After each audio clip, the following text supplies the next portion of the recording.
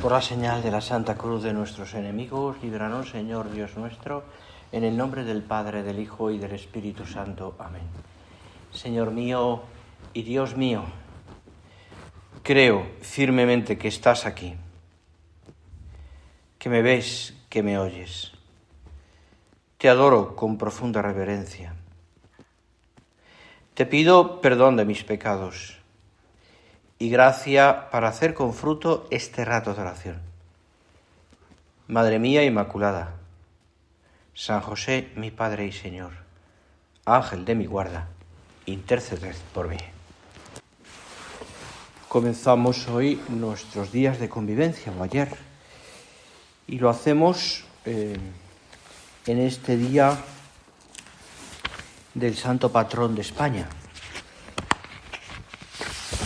día de especial solemnidad en nuestra patria, en nuestro país, y aunque no es fiesta en muchos lugares de España también, por razones diversas, no es fiesta civil, quiero decir, de trabajo, pero que aún así pues nos lleva a pensar en las, diría como en las orígenes de nuestra fe.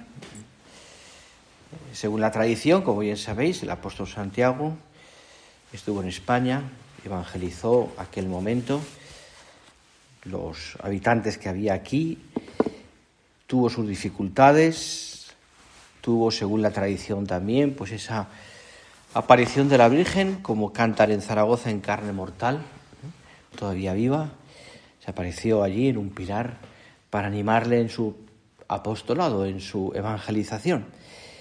Y queda en las raíces de este país, pues, todo aquel movimiento de personas que empiezan a conocer la fe que ya se había desarrollado entonces pues en la cuenca del Mediterráneo y que del que somos nosotros también ahora mismo herederos, evidentemente. Y hoy en la misa que celebraremos, en la misa propia de este apóstol, escucharemos en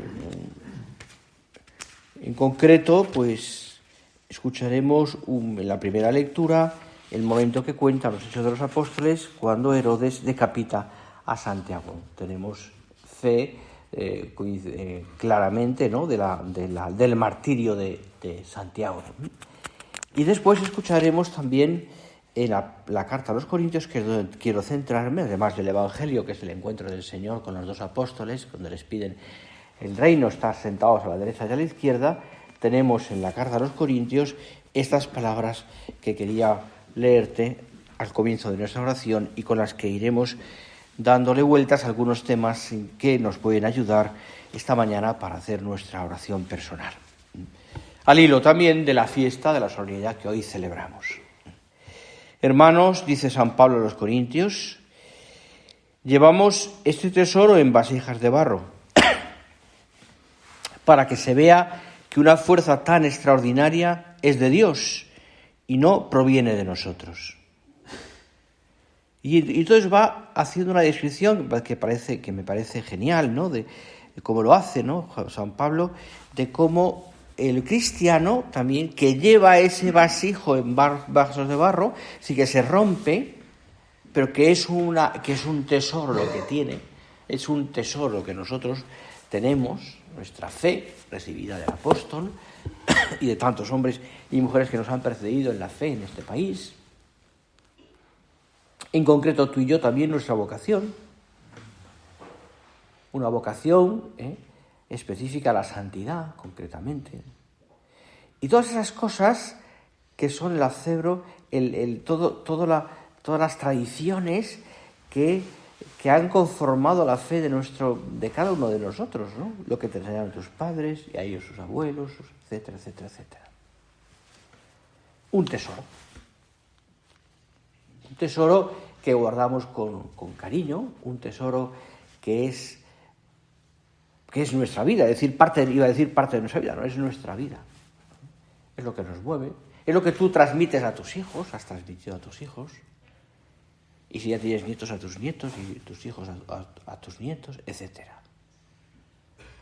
Pero ese tesoro, dice aquí San Pablo, lo llevamos en vasijas de barro, porque somos conscientes de que nos rompemos.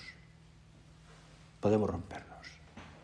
Para que se vea, añade, que una fuerza extraordinaria es de Dios y no proviene de nosotros. Atribulados de en todo, mas no aplastados. Apurados, mas no desesperados. Perseguidos, pero no abandonados. Derribados, mas no aniquilados. Llevando siempre y en todas partes en el cuerpo la muerte de Jesús, para que también la vida de Jesús se manifieste en nuestro cuerpo. Es decir, hay que dar muchas vueltas a esto, ¿no? Pero llevamos en nosotros esas señales de la muerte del Señor. Nosotros somos conscientes de que nos rompemos, de que tenemos muchos errores. Pero nunca nos dejará el Señor. Por eso dice, perseguidos, pero no abandonados, derribados, pero no aniquilados. Porque la vida de Jesús se manifiesta en nosotros. La vida de Jesús se manifiesta en nosotros. La vida del Señor se manifiesta en nuestra vida. ¿Y cómo se manifiesta eso? Pues mira, se manifiesta especialmente, yo diría, entre otras cosas, o quizás como fundamento, ¿no?, en el amor de Dios. Nosotros somos hombres que sabemos, que nos sentimos amados por Dios, que sabemos que Dios nos ama. Se manifiesta en nuestra vida todos esos dolores, sí, porque son tribulaciones que habitualmente tú también y yo pasamos. Iba a decir que levante la mano el que no tenga cruces. Evidentemente todos tenemos pequeñas o grandes cruces. Otra cosa es cómo sepamos llevarlas o no, o cómo las aceptemos o no, o cómo hagamos de esas cruces grandes dramas, o simplemente sepamos llevarlos con serenidad, con paz, con alegría, con fortaleza, etc. ¿no? Bien, pero eso es así. Pero de esa manera también sabemos que Dios nos ama. Que Dios nos ama.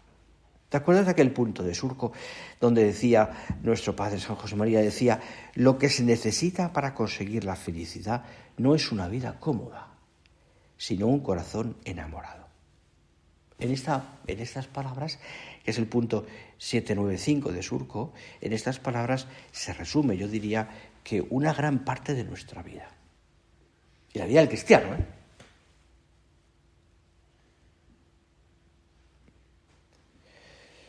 Nos han transmitido un tesoro que nos da la felicidad. Un tesoro que sí, llevamos en vasijas de barro. Ese tesoro queremos conservarlo, hacerlo crecer, porque es lo que nos lleva al cielo. Y en ese camino somos conscientes de que hay tribulaciones. Por eso no es una vida cómoda lo que se necesita. Pero estamos tan agradecidos a Dios por lo bueno que nos ha dado, que ese tesoro nos hace, como te diría yo, mantener, tener siempre un corazón lleno de amor, que se manifiesta en acción de gracias, que se manifiesta en petición, que se manifiesta en lo que quieras, pero un corazón enamorado.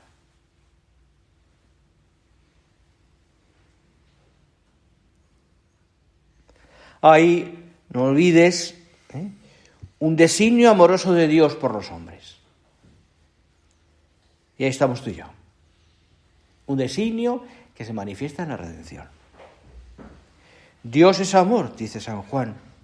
En esto se manifestó entre nosotros el amor de Dios, en que Dios envió al mundo a su Hijo unigénito para que recibiéramos por Él la vida. Nosotros amamos porque Él nos amó primero. Ese es el tesoro. Dios es amor. algo que llena nuestra vida, ¿verdad? La vida de Dios, esto que leíamos antes, ¿no? Leíamos antes, perdón. Es decir, ese tesoro que es una fuerza extraordinaria de Dios y no proviene de nosotros, la vida de Dios. Te insisten y te insistirán, y yo creo que todos lo tenemos claro, ¿no? Pues el crecimiento en tu vida interior, en nuestra vida interior, el que hagas bien la oración, en el que no dejes las normas, en el que todas estas cosas que nos van diciendo continuamente y que son, pues, como mensajes y ideas claras que tenemos nosotros que meter en nuestro corazón. Tiene que ser así. Bueno, pues eso es lo que nos ayuda también a querer más al Señor, a responder mejor al Señor. Él nos amó primero. ¿Cómo respondemos a ese amor de Dios? Pues todo esto que estamos hablando. Por supuesto, ese es el camino de la fidelidad, por supuesto. Y ante este designio amoroso de Dios, tenemos muy claro que para nosotros amar a Dios no es simplemente algo muy importante. Es lo único importante. Es lo único. Como lo dijo el Señor a Marta, en casa de Marta y María. María ha elegido la mejor parte. Es lo único importante. Es más, piénsalo, es aquello para lo que el Señor te ha puesto en la tierra. Te ha creado y te ha dado una misión para amarle. Para darle gloria si quieres, para amarle. Y por tanto, nuestra tarea fundamental en la tierra y luego en el cielo es lo que haremos, es eso, guardar, conservar, hacer crecer ese tesoro del amor de Dios que Dios nos ha entregado a cada uno de nosotros. Que es verdad que eso después se manifiesta o se concreta en tantas cosas pequeñas que están relacionadas con lo más ordinario de nuestra vida, porque nuestra vida es una vida ordinaria, en el sentido ese de la normalidad. Nuestra vida es una vida ordinaria, donde el trabajo, la vida social, la profesional, la familia, tu mujer, tus hijos, si te has casado, tus nietos si los tienes, todo ese conjunto de cosas que es nuestra vida, ¿verdad?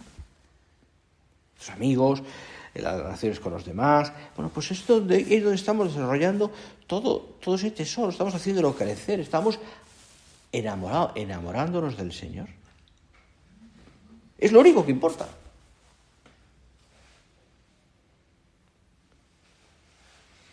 Porque sin eso nuestra vida, ¿qué? ¿Cuántos amigos tuyos, cuántos gente que tú conoces, cercanos, ¿no? Pues tienen una lejanía, están tan lejas de Dios, ¿no? Es decir, que en el fondo, en el fondo del corazón de aquellos hombres, lo que se nota es, humanamente a lo mejor no, pero en el fondo del corazón es como un vacío, es decir, les falta algo, ¿verdad? Y conocemos a mucha gente buena, humanamente hablando, muy buena, pero les falta algo. Solo Dios sacia, dice Tomás de Aquino.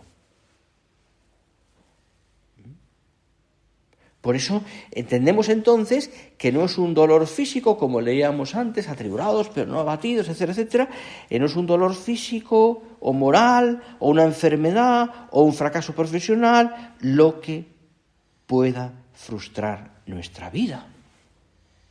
Sino lo único que puede frustrar nuestra vida, de verdad, es la falta de amor.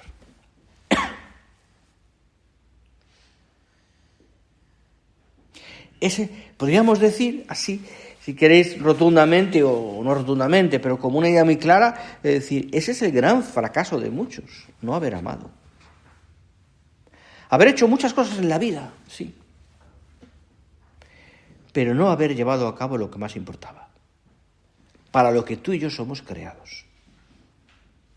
Amar a Dios sobre todas las cosas. Hemos aprendido, ¿no? Desde niños. ¿Cuál es el primer mandamiento de la ley de Dios? Amar a Dios sobre todas las cosas. Amar a Dios sobre todas las cosas. Porque Dios nos ha puesto, dice el Catecismo de la Iglesia Católica, en el mundo para conocerle, servirle, amarle y así ir al cielo. Fijaros qué cosa tan sencilla, la catequesis es muy sencilla, ¿no? En el fondo no hay que complicarse demasiado, ¿eh? En el fondo los principios evangélicos son claros, porque están metidos en el corazón del hombre, no tienen más explicación o más eso que decir, ¿cuál es el fin del hombre? Dios nos ha puesto en el mundo para conocerle, servirle y amarle, y así ir al cielo, punto. Punto. Dice San Pablo en una de sus epístolas que lo más importante para salvarse es conocer que Dios existe y que es remunerador. Punto. Y desde el principio de la Iglesia, los misioneros, cuando explicaban el Evangelio, explicaban la vida del Señor a los infieles, a los que iban convirtiendo, y se reducían a 4 cosas. Pero después, evidentemente, uno tiene que profundizar después, y en nuestro caso lo haremos, y lo hacemos, y lo haremos esta semana con las clases, y más cosas, y profundizaremos en nuestra fe, por supuesto. Pero en el fondo, a veces hay que saber reducir las cosas, sintetizar muy bien las cosas por las que tenemos que luchar. Es decir, ¿qué es lo importante en mi vida? ¿Qué es lo importante en mi vida? ¿Qué es lo que me tiene que mover? No es tan complicado. Es verdad que eso después se puede concretar en un examen particular, en una serie de cosas concretas que nos van diciendo, o que tú mismo en la oración vas viendo claramente, porque cada vez más uno tiene que entender que la vida interior es suya. Después nos damos consejos en la edición espiritual, a título de consejos, pero eres tú el que tienes que ir marcando también el ritmo de esa relación con Dios, por donde tienes que ir, etc. Después de 20 siglos, dice nuestro Padre en Surco, hemos de pregonar con seguridad plena que el Espíritu de Cristo no ha perdido su fuerza redentora, la única que sacia los anhelos del corazón humano. La única que sacia los anhelos del corazón humano. Comienza por meter esa verdad en el tuyo, que estará en perpetua inquietud, como escribió San Agustín, mientras no lo pongas enteramente en Dios. La única que sacia los anhelos del corazón humano.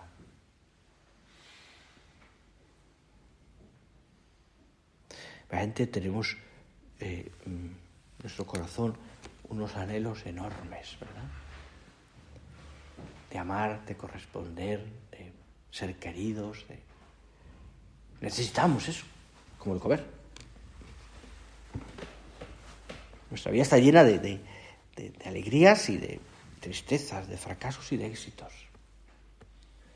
Y en el fondo tú y yo estamos necesitando siempre una paz. Paz en el corazón, paz en la vida. Paz que no es tranquilidad o no es inanición. Podemos tener paz en el corazón, fruto del amor de Dios, fruto de conocer que Dios nos ama y corresponder a ese amor de Dios.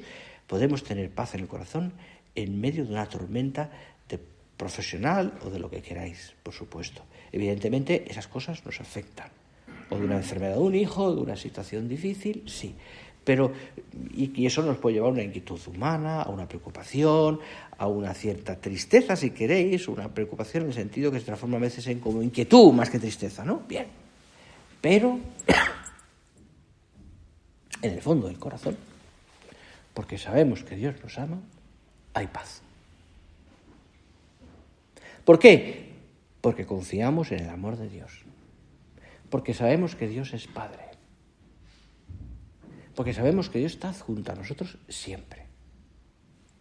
Siempre. Y eso nos quita preocupaciones, inquietudes. Sobrenaturales, quiero decir, humanas las podemos tener, porque es así.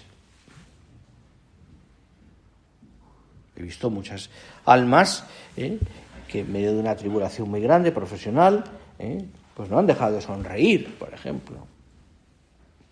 No han dejado de tener paz. Eso es así. Es verdad que requiere mucha santidad, requiere mucha lucha, requiere muchos ejercicios de santidad, por supuesto, pero es así.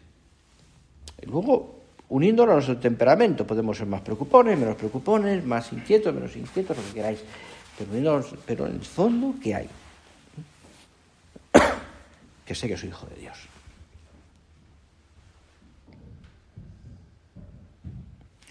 Nosotros tenemos que fomentar esa única aspiración, te decía, ¿no?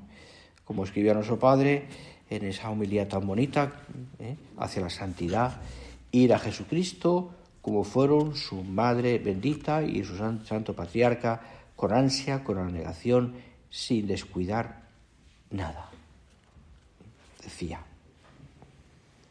Y aquí es donde entendemos, creo que es fácil entenderlo, darnos cuenta, entendemos que toda circunstancia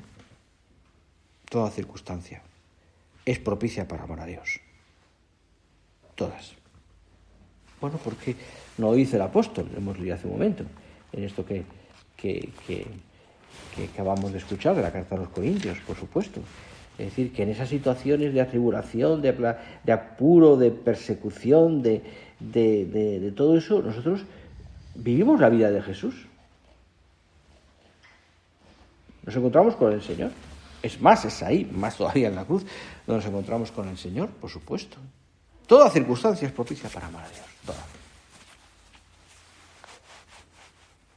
Solamente estos días de convivencia benditos, ¿no? Donde tenemos mucha paz y donde estamos en familia y donde nos formamos y donde tenemos la oportunidad de hacer muy bien las normas o de tratar al Señor con más serenidad. Sí, aquí nos encontramos con el Señor. Este lugar es maravilloso para poder encontrarnos con el Señor, pero es que la mesa de trabajo tuyo, tu ordenador, tus hijos, tu casa, el desorden a veces en el coche, yo qué sé, el camino de un sitio donde hay un tráfico terrible, eso que nos han explicado siempre en casa, la vida ordinaria, nos encontramos con el Señor, porque amamos y porque nos sabemos hijos de Dios. Todo es circunstancia propicia para amar al Señor con el corazón, con toda el alma, con toda la mente, con la existencia entera. Siempre, en medio del trabajo, cuando llega el dolor, cuando te sientes fracasado, o cuando hay una buena noticia inesperada, porque das gracias, porque pides perdón, porque pides ayuda, etc. Siempre. Siempre.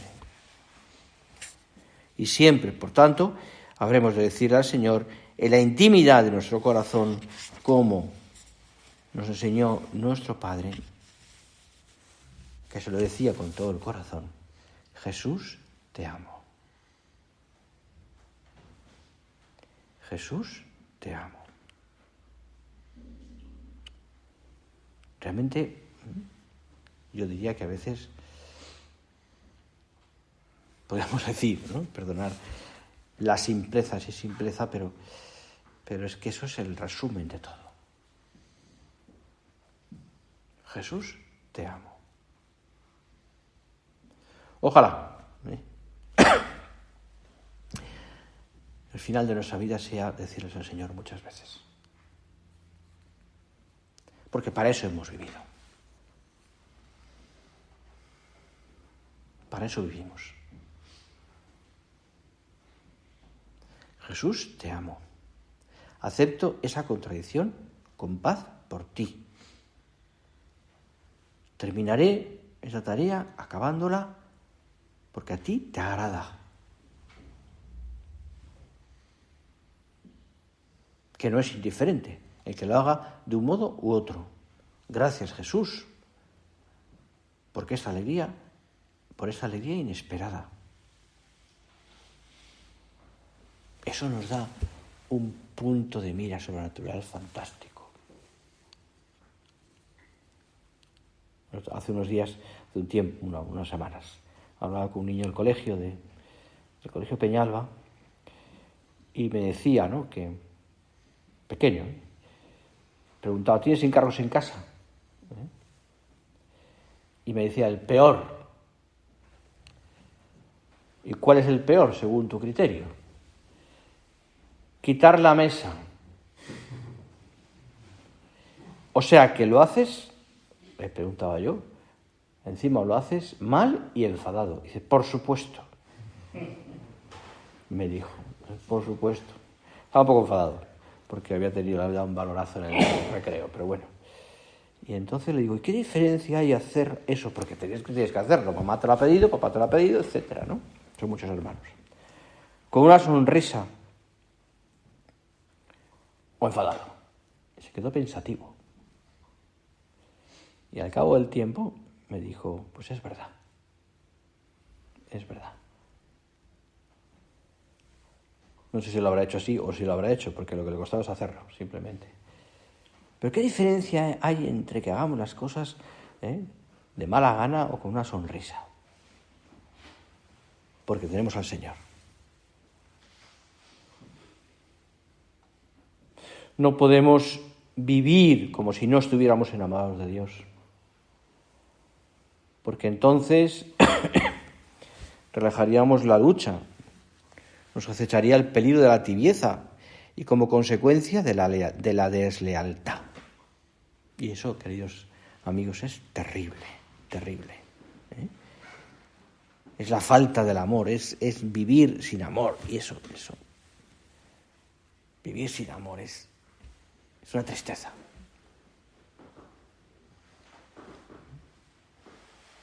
Las grietas de la fidelidad son las mismas que las del amor, ¿no? Porque la fidelidad es fruto del amor. Decía don Álvaro, tan recordado en esta casa, decía, no permitáis que se acumule sobre este regalo del Señor el polvo de la rutina, que el paso de los años podría convertir en aburguesamiento. No lo permitáis, decía. No lo permitáis. Sacadle brillo cada día, descubriendo también en cada jornada la grandeza de este don de Dios, reflejada en el cuidado de lo que parece pequeño, pero que realmente es grandísimo si se lleva a cabo con amor de Dios. Es grandísimo y se lleva a cabo con amor de Dios. Aquí habría muchas cosas que decir, ¿no? Porque evidentemente es todo esos detalles de delicadeza, de fidelidad, de quitar el polvo de la rutina, el aburguesamiento. Mira, el aburguesamiento no es no hacer las normas cuando los días son muy complicados, ¿no? Entiéndeme. Hay días que yo entiendo que a veces se nos complican las cosas de tal manera, o hemos tenido una situación de caridad con tu mujer o con tus hijos, un niño enfermo, 1000 cosas, o unas horas en un hospital. La vida es muy rica. La vida es muy rica. El aburguesamiento es no amar. Es no amar. Porque en esas situaciones en las que quizás las normas son muy complicadas de hacer, porque no hay tiempo, porque también amamos. También amamos. Por supuesto. Y también encontramos al Señor. Incluso en el ofrecimiento de tus penas y de esas circunstancias que a veces se te pueden complicar y que son a veces de verdad complicadas. Pero también amamos.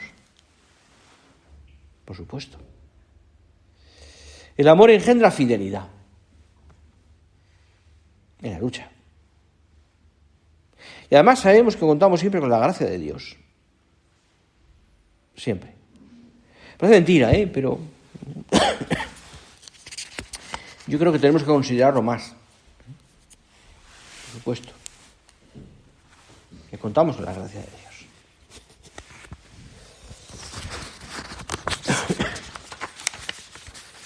¿Cómo le costó al apóstol Santiago, verdad? Este camino de evangelización, porque no tuvo frutos. Porque las cosas eran complicadas, porque debió pasar muchas penas. ¿Y quién le confortó al apóstol Santiago? La Virgen Santísima. ¿Y quién va a ser nuestra aliada en la lucha y en este camino de santidad, de amor a Dios, que es nuestra vida? La Virgen Santísima. Por eso, al acabar nuestra oración, como siempre, a ella nos dirigimos y le pedimos a nuestra Madre Santa María que nos dé esa capacidad de amar que crezca en nuestro corazón, que nos lleve a la fidelidad, que ella nos proteja en ese sentido, y que estos días también de convivencia, de oración, de trabajo, de reanimar nuestra vida, pues sean días de estar también, no olvidemos, muy cerca de nuestra Madre Santa María, pidiéndole todo esto. A ella se lo pedimos.